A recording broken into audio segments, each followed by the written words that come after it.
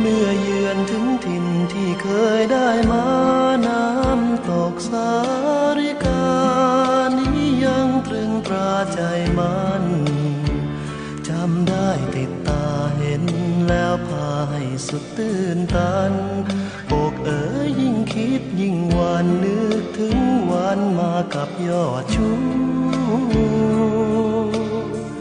ใต้เงาแสงแดดที่แผดและเผาวันหนึ่งสองเราได้มาเคล้าคลอกันอยู่เสียงน้ำตกซ่าเหมือนเสียงเรียกหายอดพระทู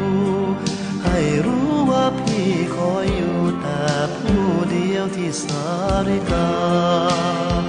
ดูเหมือนยังมีร่องรอยที่เหลือไว้ให้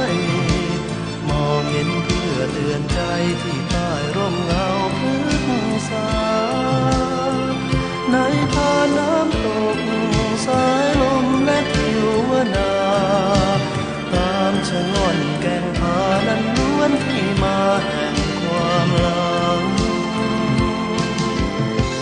เมื่อยามพี่ขาดคู่เคียงกายมาน้ำตกสา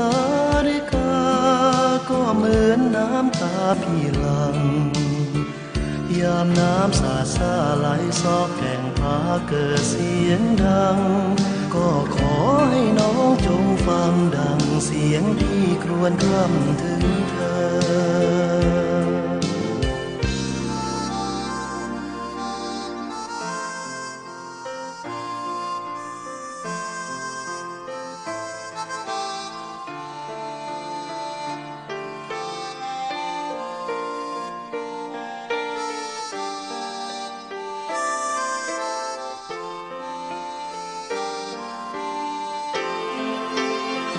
ดูเหมือนยังมีร่องรอยที่เหลือไว้ให้มองเห็นเพื่อเตือนใจที่ใต้ร่มเงาพฤกษาในทานน้ำตกสายลมและทิวนาตามชะง่อนแก่งผานั้นล้วนที่มาแห่งความหลัง